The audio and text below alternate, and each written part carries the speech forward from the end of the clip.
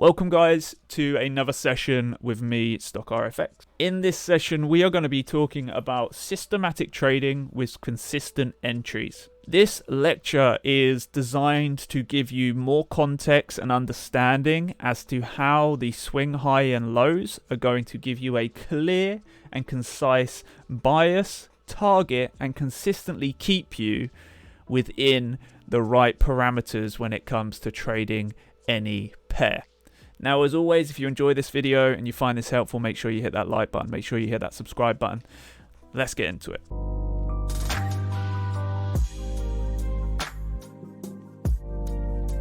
So, as the intro stated, this is a lecture on systematic trading with consistent targets.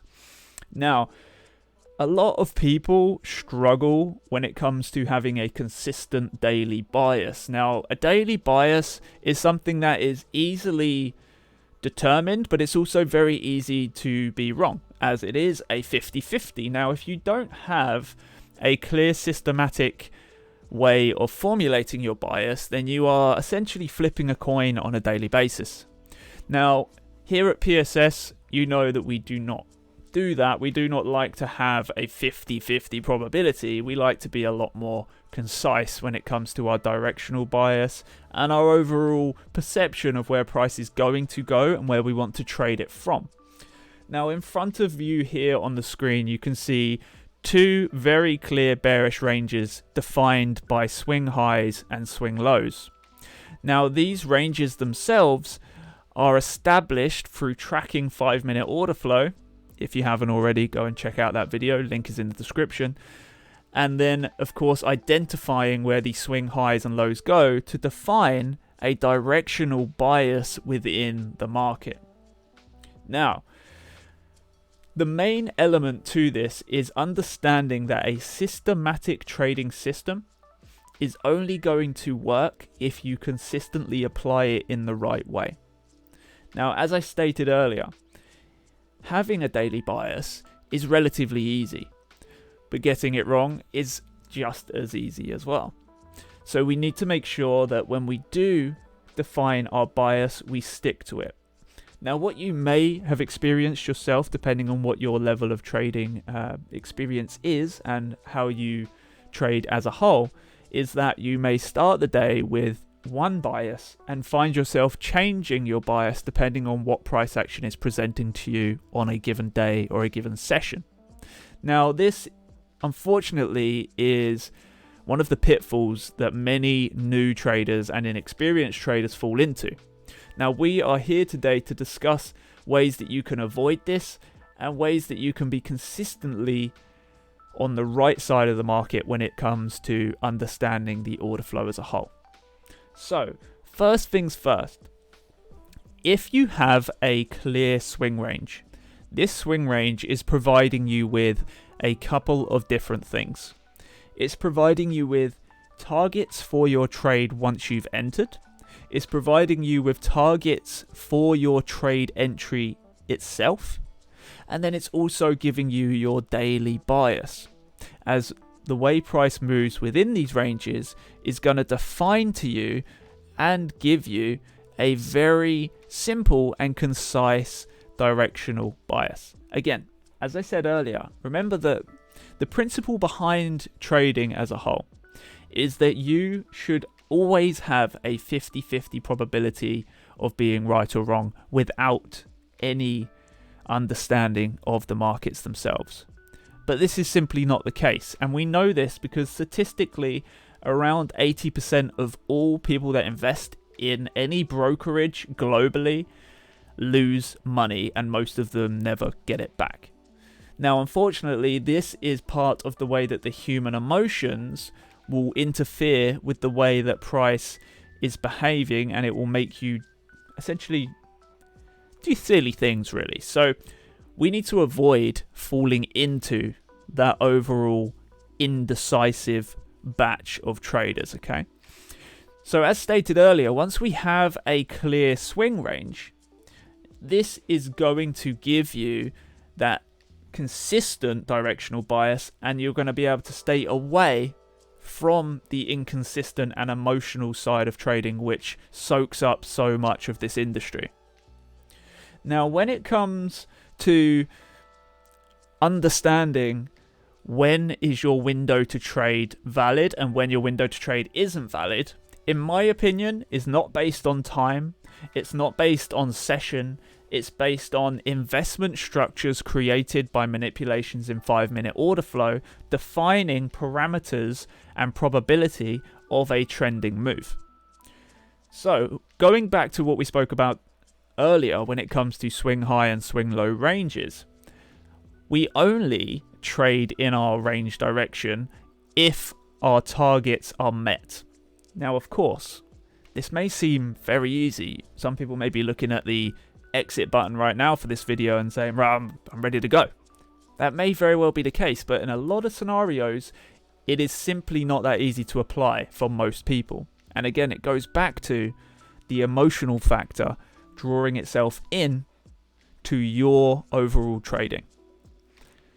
So if we are looking at these ranges right here, one thing we're going to start off by saying is the sentiment on this pair when we were trading this bearish was above 70%. So that means that over 70% of all traders that are in this Forex market were essentially looking to buy. Now, there are many buy opportunities within these ranges, and you can see this. But the true moves come in what direction? The direction of the swing range. Now, we're not going to go into the detail of why that happens. We are going to be doing a video that will cover that. But understanding that there are no opportunities for us as consistent systematic traders until we hit targets within our range and an entry model is met. Now, unfortunately, even people with this knowledge still fall into the unwillingness of I must enter a trade. Now, for anyone that's been in a live session with me, for anyone that's had mentoring time with me, for anyone that's spent any period of time with me when I've been analyzing the market, you will know that there's one thing that I stick by. And unless the trade is given, we aren't entering. We may do some markups to see what the probability of price doing something is, but overall we are waiting for a very small group of things to happen. Now, when it comes to the systematic trading, we must make sure we're applying this on a daily basis, okay? So the main element to every single range is where overall is this range looking to travel? Again, very clear in terms of direction. Where are we looking to trade from? In this case, we're looking at liquid high points, and we're looking at our unmitigated areas where the orders sit from institutional movements. Again, that is our POI, so your order block.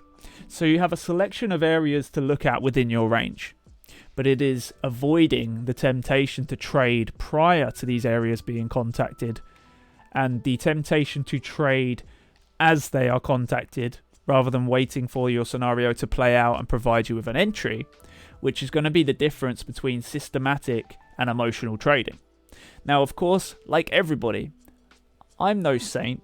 I'm guilty of trading counter a range if price action is particularly slow, but I generally will avoid it most of the time, and if we do, we will reduce our risk down to a very minimal amount.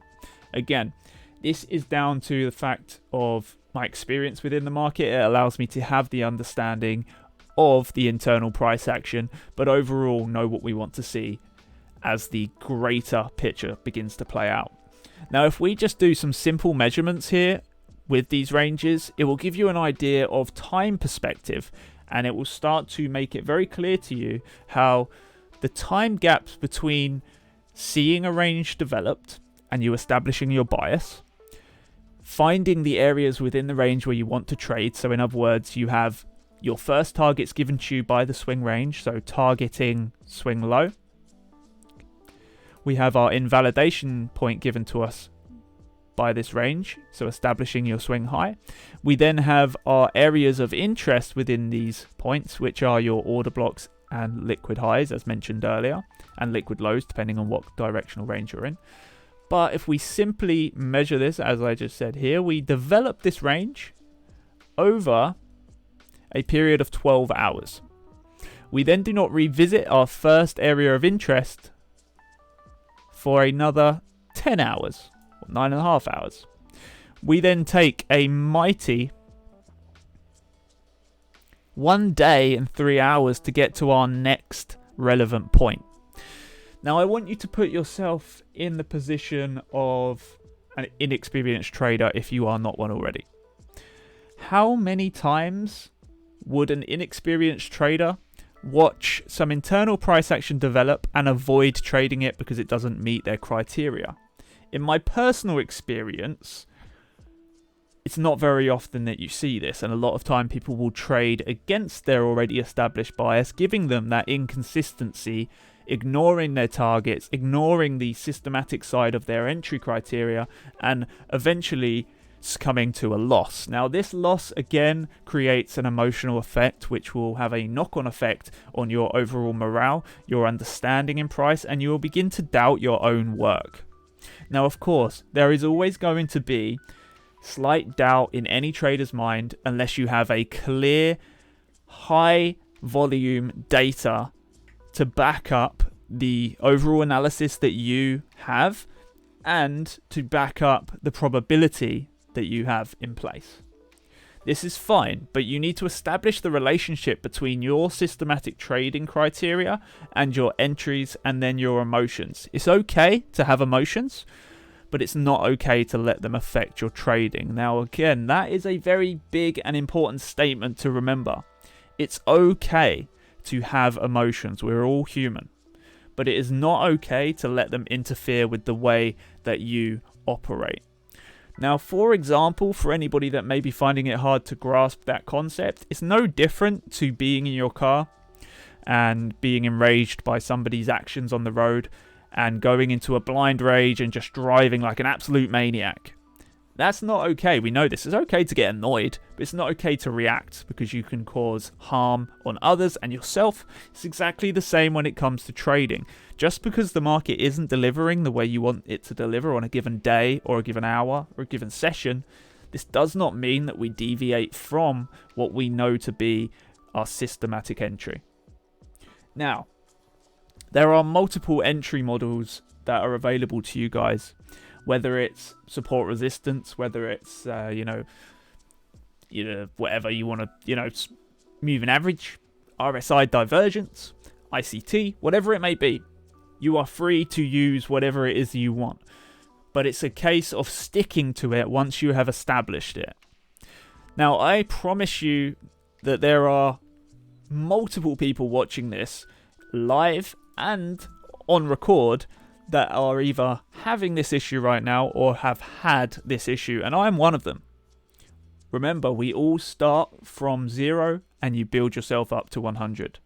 You don't ever just jump straight to the top. Anyone that tells you they have is probably lying. But again, that is not what we're here to talk about. We're not here to talk about other people. We're here to talk about you. And you need to be establishing consistent targets with systematic entries. I'm going to keep repeating that because it's the key element to this video.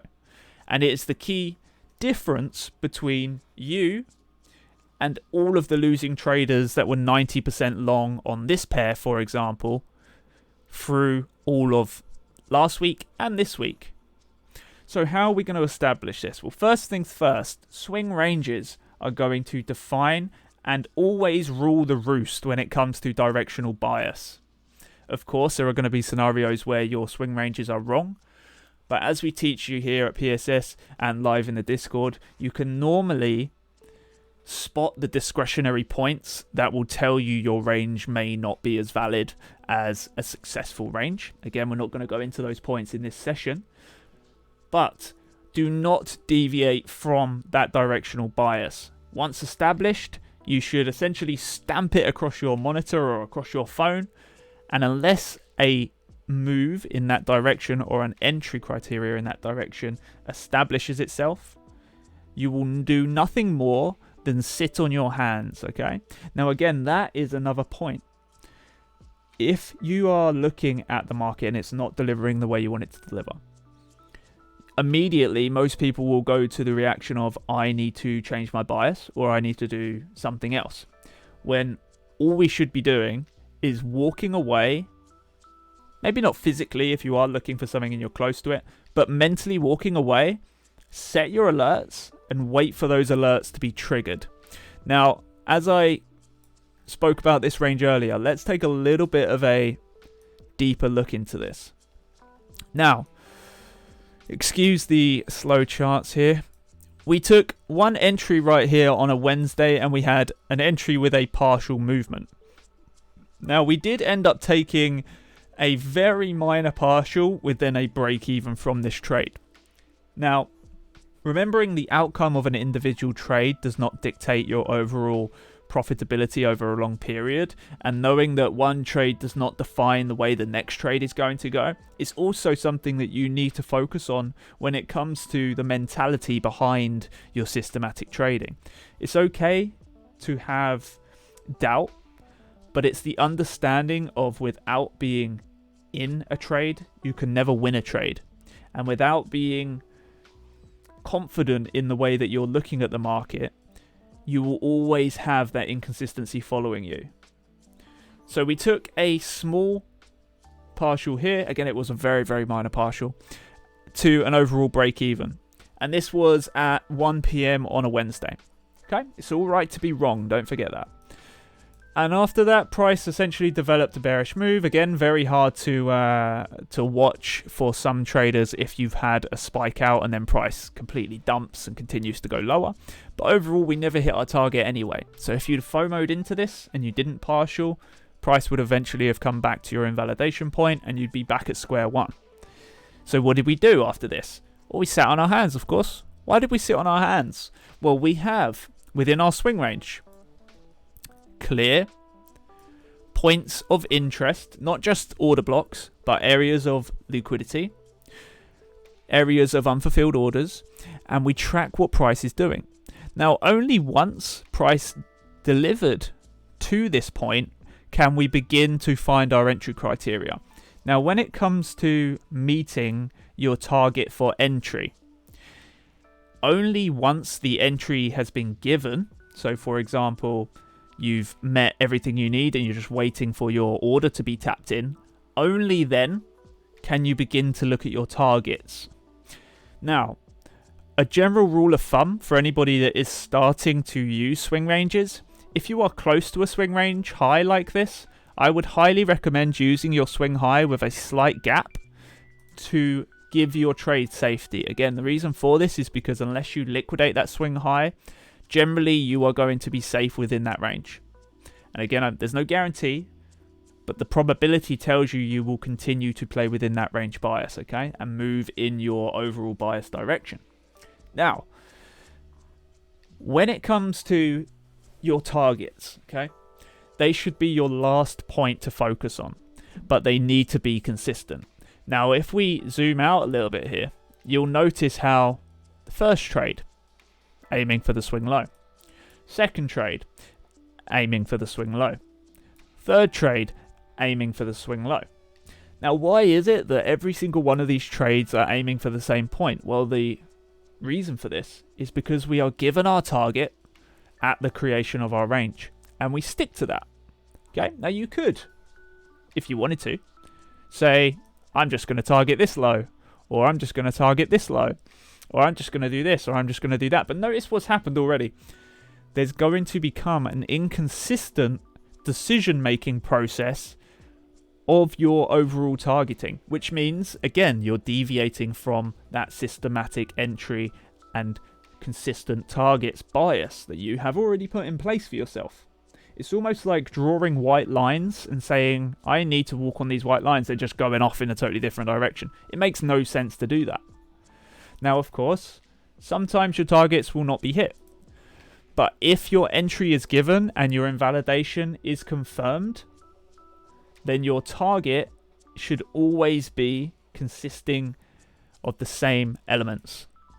In this case, swing low. Now, the same thing happened for the second entry. Unfortunately for us here, we had news, so it invalidated the entry at the time, but the entry was completely valid and we left it on the screen for everyone to view. And I believe that there was a couple of VIP students that actually took this trade off their own discretion, which is completely fine. We encourage that. It's okay to have discretion as long as you stay within the systematic rule set you have in place. Moving into the next range, if you have a look here, this is another example of the way people may become trapped in the want to trade rather than the overall entry criteria being fulfilled. Now, first trade here, exactly the same as the last, run partials only, and then came up to tap us at BE after a short rally during Asia. Then the second trade entry, with a heavy heart, I say we missed this by 1.3 pips. Now, we were live when we showed this entry, and we did give all the criteria and so on, and we missed it by a tiny fraction. Now, that tiny fraction, again, does not mean that we FOMO into the position. Even if you do see an absolutely huge drop and you miss out on a 15.5R trade, we did not change our bias. Now, of course, I was upset because I missed this trade. Of course, I was annoyed because I missed this trade. But what did I not do? I did not allow myself to re-establish a bias, re-establish and create a new entry criteria. Now, like I said earlier, there may be, entries within here that all of these traders on YouTube will tell you that you could have just traded here, If that's the way they trade, that's fine. But remember, if you're learning this systematic swing system, then you need to stick to the rule set given. And of course, I encourage all of you to take the information I show you and develop your own system, but make sure that it is backed by overall data to prove the probability and to prove to yourself that you can have confidence within that. So, we have established our bias has to be stuck to when we are overall developing a swing range. We have established that our target will always remain consistent through the range. We've established that we need to be targeting specific points within these areas to be able to even take a trade in the first place. And overall, even if you hit stop loss within this range, your bias still remains. The amount of people you will see take a stop loss and change their bias is absolutely absurd. But I make this video to show you that it is possible to be consistent if you simply change your way of thinking and change the process that you approach the market with. So, as this lecture rolls into an end, what are the key notes to take away from this? The key notes to take away from this are, if you have a bias, you have to stick to it. If you have an entry model, you have to wait for it to be deployed. If you have a target, you must always aim for it. And overall, the outcome of a given trade does not change the probability of your bias and your systematic entry model playing out once again. Now, when you next go to the charts, I want you to ask yourself, how have I established my bias? Where do I want to trade from?